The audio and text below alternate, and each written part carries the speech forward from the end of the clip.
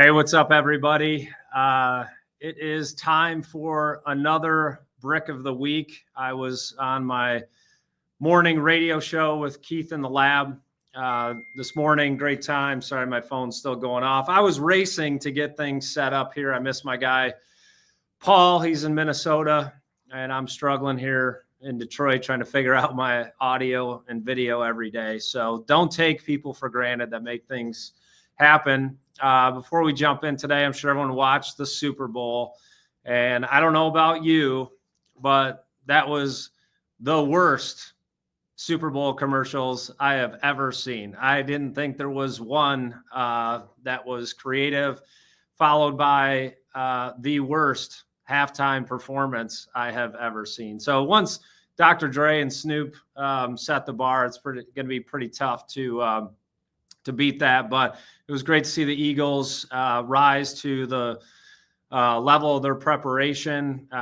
They just stuck to basic blocking and tackling and dominated, and it was good to see them win. They got some great players, Jalen Hurts and Barkley, just, fun to watch. So today we're going to jump right in. Got a longtime friend, and he actually, Prince, dude, you're banned. Someone get Paul out of the chat. I don't even look at those, but that caught my eye.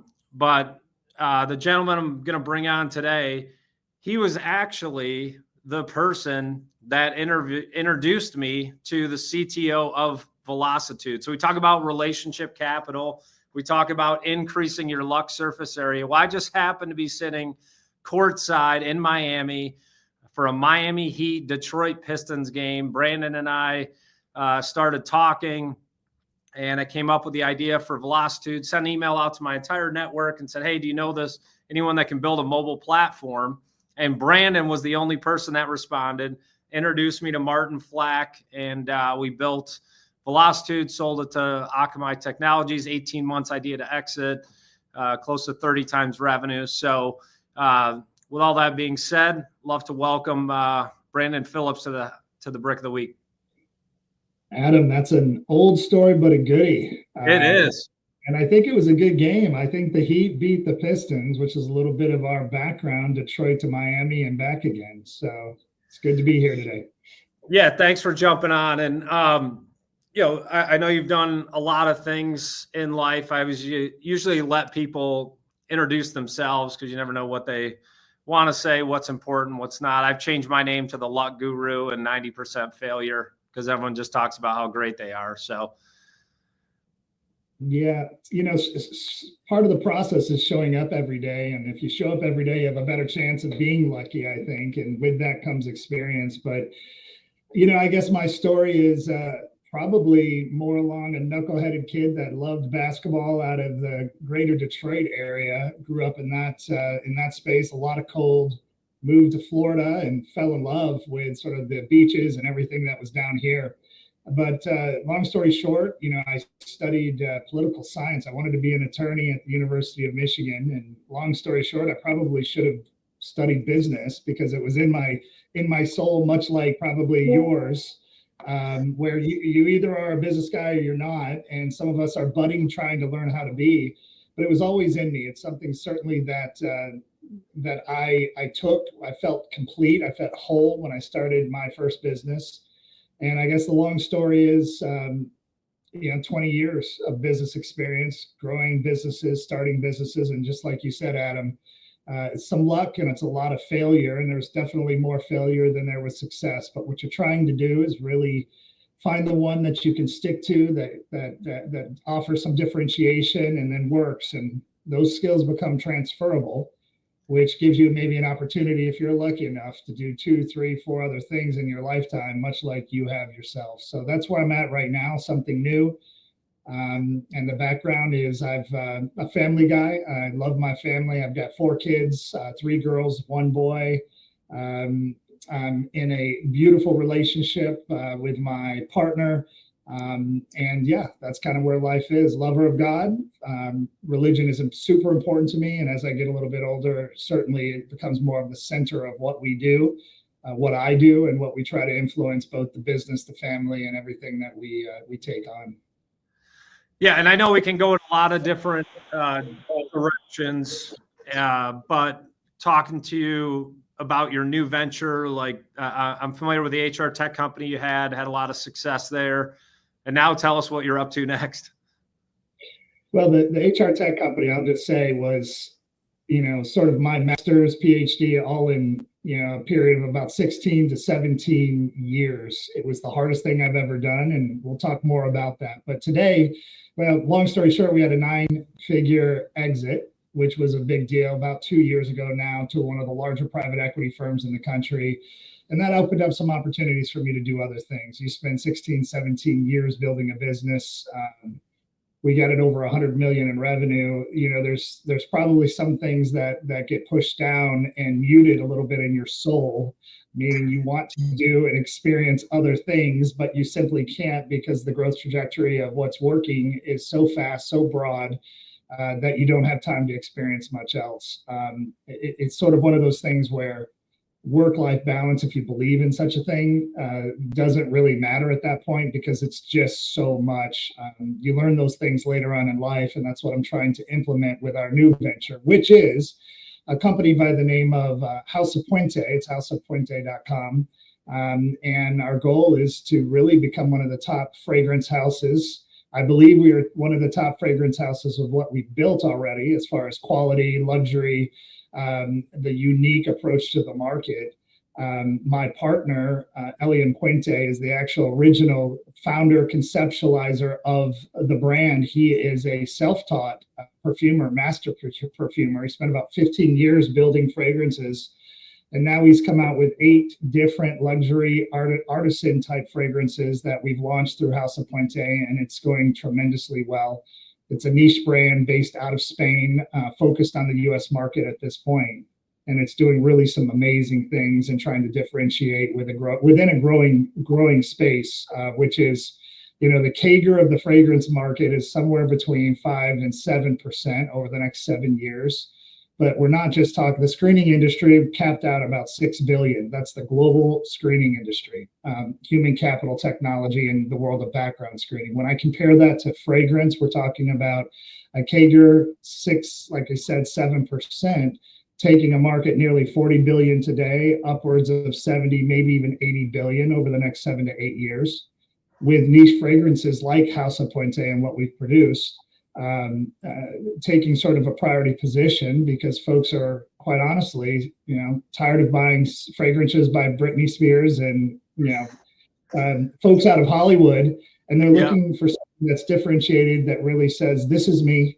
I'm a different individual. I'm growing into be something that I've got a goal of being excellent. I love luxury. I love things that are differentiated. I love things that are unique. You may wear it in your watch and your clothes when you go out on the weekends, what you drive, but you also do when you select a fragrance and you put it on your body. And that's the type of fragrances that Ellie and the team are trying to create. And we've had a good run so far. Yeah, so many thoughts on what you said. It's funny, I've got 3 teenage boys at home now. And like my oldest, I remember like when he first started getting into cologne, he would like go to the mall and, come back smelling like Sephora, I'm like, dude, I think you got enough on. I could smell you when you can't wear them all. Can't wear them all. Can't wear them all at once. Right. Yeah. Right. I was like, those little white things are to sample, you don't have to spray them all on you. So, with having exited before, and we look at, again, just coming off of the Super Bowl, everyone's got a playbook and it's developed over time. Were the things that you learned in your first exit that are helping you now? Yeah, sure.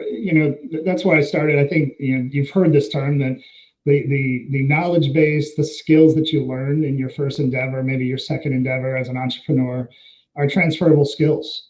Attention to detail, the work ethic, the attitude, making sure that folks are around you are aligned. Not to just mention the tactical activities within an organization, the importance of legal and finance. So certainly they've helped me here. We've moved very quick compared to where we were with the first company. And, I'm excited to see the next phase of growth, because there's even more that I can deploy as far as that experience and how to scale a business. I think more than anything, it's a different market. And previously we were in the HCM space, human capital management. For those that don't know, we were building a technology that's technically a service, so technology enabled service. So it wasn't SaaS. So you learn a lot about business to business sales, your marketing channels, your finance, how to build technology. What does a technology team look like? But there's so much there that transfers over. But when you're talking a direct to consumer brand, which is what we are today, certainly goals of going to retail, global distribution, et cetera, as we continue to grow. But nevertheless, those skills, how to market to that D2C channel, has been a learning curve for me. But there's really smart consultants and people out there that have really helped to shorten that learning curve and help us get positive results very early on. Yeah, and you couldn't pick two more different things, right? Human capital and fragrances. And I've done B2C, I've done retail, I've sold on Amazon, and it's tough. So you mentioned some of the things that make your fragrance different, but there's also only so much real estate on a bottle, so much attention you can get on social media. So you mentioned like Britney Spears and whoever else has their own fragrance, they come with a message. So how are you differentiating yourself in the market, in the packaging, in what, because you can say a lot on this brick of the week, we can have a conversation, but if someone's looking at an ad or a bottle, there's only so much time. Like how are you going to make your messaging different, and who is kind of your ideal client? Yeah, the reality is when you think about purchasing a fragrance or your D2C brand, whatever that might be, it could be coaching, it could be leadership, it could be selling something of yourself online versus a product or a widget. What I've learned is in fragrance, you have to try it. When you're walking through the mall and you walk into Macy's or Nordstrom's or Bloomingdale's, you grab a sample, you say, I like it, and you make the purchase if you do. E-commerce is different than that. Direct to consumer is different. We took our first endeavor into sponsored ads, so paid social, this last Q4, 2024 for Christmas. Again, we're only about a year and a half old. And so we learned a lot. We learned that folks weren't buying the larger bottles. They wanted to try through the discovery sets, which seems intuitive, but it wasn't necessarily the case. We learned a lot. We learned that being able to deliver your brand isn't just by trying a discovery set, though. It's the ads, it's the feeling, it's the commercials that you may see for your favorite shirt or shoe or fragrance. But it's very similar in the world of fragrance, even more so. So we had to find a way to get across the points of differentiation. So we already said people are tired of celebrity endorsed fragrances for the most part. That has gone away. Big fragrance houses are really telling the story about why the fragrance is unique. But we thought as an artisan brand, a smaller brand, including something that is handcrafted today, made out of Spain, it's the historical inspiration. Spain has got a rich sort of beauty, design, style heritage going back hundreds of thousands of years. So the quality of what they were putting out differentiated of the rest of the country, the rest of the world, excuse me.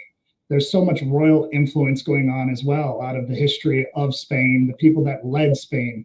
And we thought, let's bring that together. There's plenty of fragrances out of Paris, out of New York, of different cultural areas. But we thought Spain was something that was uniquely different.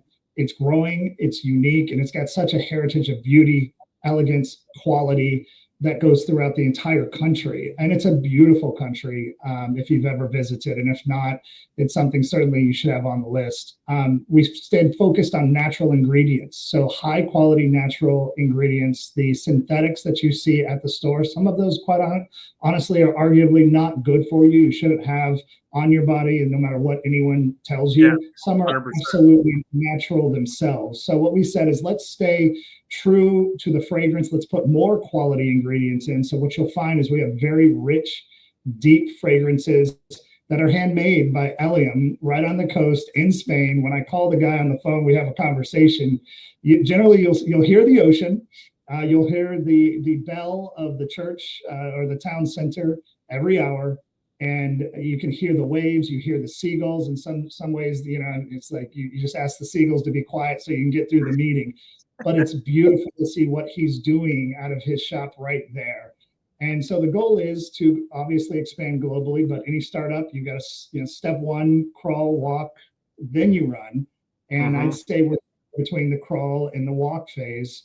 But more than anything, you put all of that together, it makes for a beautiful brand, something we want: unique individuals that believe in excellence, believe in being the best they can be, that sometimes might need a spray of House of Puente, maybe the Gallivant or Iris Dew, fragrances that have won awards for niche fragrances already within a year and a half. So these are fragrances that have been already highlighted by experts in the market to say this is something special and different. And if you Google it, it's out there. You can read for yourself. The only place to get the House of Puente fragrance set, the library today, is on the website at houseofpuente.com.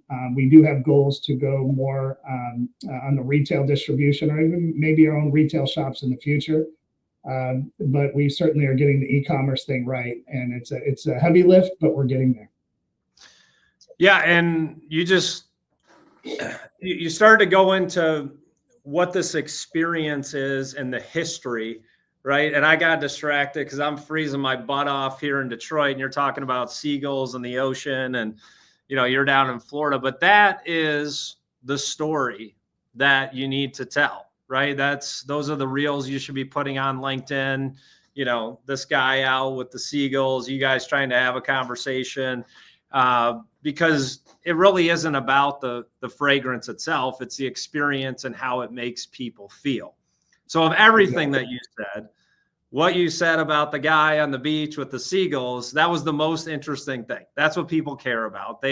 Some people care about the toxins, and I've gone through those different phases of, you get to the point, all you could do is like drink water because everything's toxic. But now I'm back to bottled water out of plastic. So whatever. That's it. Absolutely. That's what I've found, in kind of even the new consumer as well, is they want to meet the founder. They want to know and whether that's you or him, but the origin story is what people are connecting to. They want human to human relationships. So what are you doing to really tell that story in a way that, will resonate, or, where consumers can find more of the history in what you're trying to create?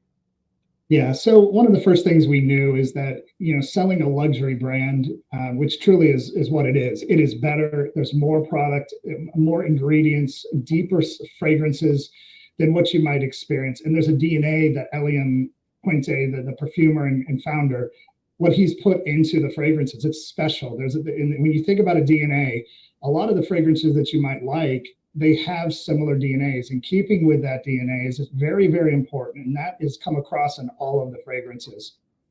We wanted to get the story of Eliam. I mean, the reality is he's an artist. He's been an artist in everything he's done. And he found this fragrance space and started creating himself. He took classes, he learned from others.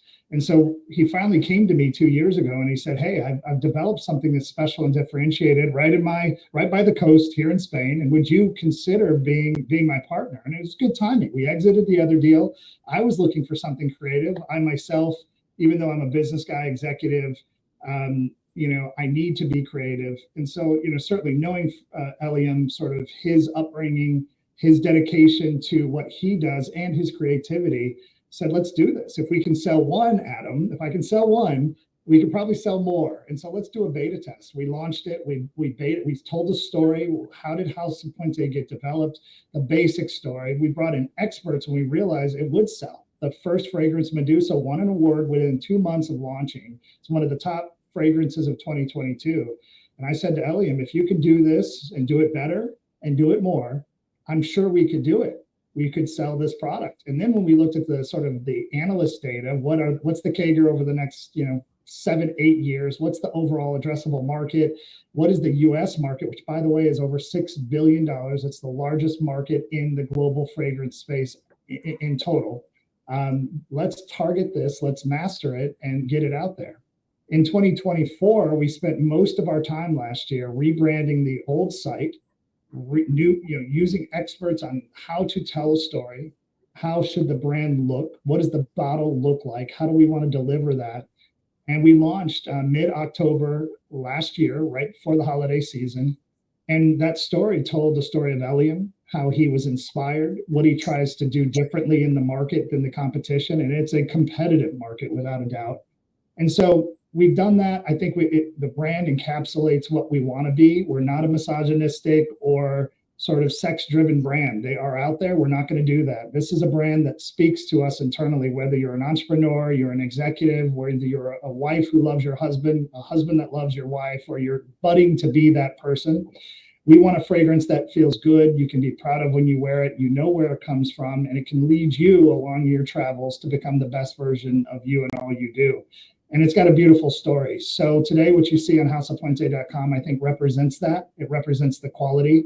What we're working on this year is ultimately deepening that story. We're finding writers, we're finding graphics, we're finding creative folks that can take the story to another level, that we can really bring Eliam and the fragrances to the consumer, whether they're at home, at work, and maybe, who knows, by the end of next year, maybe in some select stores globally.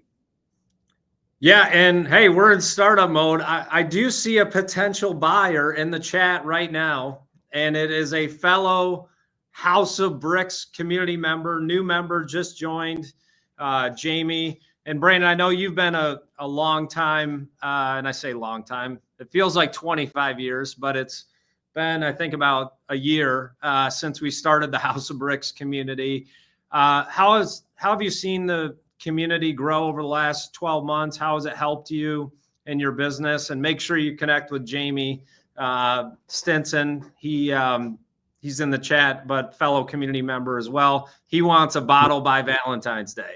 So yeah, Jamie, if you order it today online, make sure you reach out to the House of Bricks team. I think if you reach out to Paul or Mike, he may have a discount code for you, for the individuals internally at House of Bricks, if you'd like to get it for your wife or your partner. So yes, but as far as the House of Bricks go, it's Adam House, right? It's what you've done. You've, like you said, you turned velocity. It's a good. You're an entrepreneur. It's both. But at the end of the day, I've been part of it since day one, and it's grown. And so where we fail, where we stub our toe, we generally fall. And those that are in it for the right reasons get back up every day, no matter how tired, how much work. And you found a way to continue to adjust, and you'll continue to do that. The community itself has grown. It's my first business community. I was one of the lucky ones that had a great mentor. My first partner ran a public company of about $2 billion, and he was my partner for about 6 years. I learned a lot from him, and then I got into the world of private equity. I learned from them. So I brought a lot, I think, to the table for any new business, and as well to the community, where there's young entrepreneurs just getting started. There's entrepreneurs that are looking for funding and have received funding, all the way to those that have been on their second or third different engagement. So there's a lot to learn from the community. You're doing your best to make resources available. Individuals connecting one-on-one is critical, and it's working. There's sometimes more calls than I can keep up with, of individual introductions. And whenever I need a resource, just like you emailed me back in the day, there was no business community for us at the time. We were unaware of that. But nevertheless, you sent out an email. It's just like we do here, where folks are reaching out saying, I want to provide you an introduction. I mean, we're looking for ways to improve shipping, customize product more, customize the experience more, designers, writers, all of that. And the community has come through without a doubt. Yeah, and we're just getting started. We've got that solid base of 50, but like you just said, it's about the relationships, and we're obviously trying to balance knowing people have full-time jobs as well as being a part of a community. So if you have too many calls, people complain, you have not enough. So just trying to find the right balance of what works, and people that are, I think you guys have certainly adjusted. The calls are, when I mean calls, I mean there's enough community members that you want to meet. So you take that plus the startup plus other business I'm advising, Nice thing is we brought a couple folks into the business community. So, folks like Viveka, I'm one of the advisors on Viveka Coaching Solutions, viveka.world. It's one of the new, what I would say is a cutting edge differentiated coaching solution, delivering scalable coaching to some of America's largest middle market employers. And whenever there's a question that comes up, there's generally someone on the phone that has those answers. And as an advisor, it makes it easier for me because I don't have to have all of them, because I don't have all. None of us do. That's why I changed my name to the Luck Guru. I'm just lucky, man. Just lucky. Show up and get lucky. There you go. Well, I appreciate you jumping on today. Any, closing thoughts you want to leave us with? And I know Paul will, put the link in the chat to your website. But anything you want to leave us with? Adam, as far as the coaching community and what you're trying to build, you've got the experience. You're doing a great job. The team is solid. It's fun to see who's committed to you and who you're committed to. To entrepreneurs that may find this and looking to join a community, to learn, to connect, and to grow, the resources are here at House of Bricks with Adam and his team, even to the extent that if you're looking to build your business plan, raise money, those capabilities are in-house right here at the House of Bricks. And, as far as advice, follow God, be good to your family. And you realize it's, at the end of the day, I said this to someone yesterday, it's not about pulling the platinum card out and buying everyone dinner and drinks and partying all night. When you're young, maybe that seems important. But if you're building something that's differentiated and you've got a passion for it, it will carry you and your family the rest of your life. Being an entrepreneur is something that requires great sacrifice.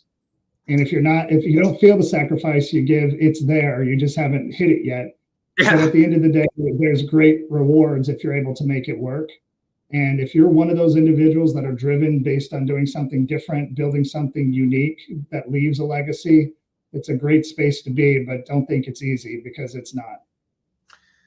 Yeah, I've yet to meet anyone that started a business that thought it was easy. And I appreciate you saying all that about the community. I appreciate your friendship over the years, and it's great to see you building this new venture. It's actually been incredible to watch over the last 6 months. I mean, just every time I talk to you, it's growing more and more, and vision definitely seems to be getting more clear. So I want to thank everybody for joining today. Again, Paul put the link in the chat. Anything that Brandon does, I know it's at the highest level. So Valentine's Day is around the corner.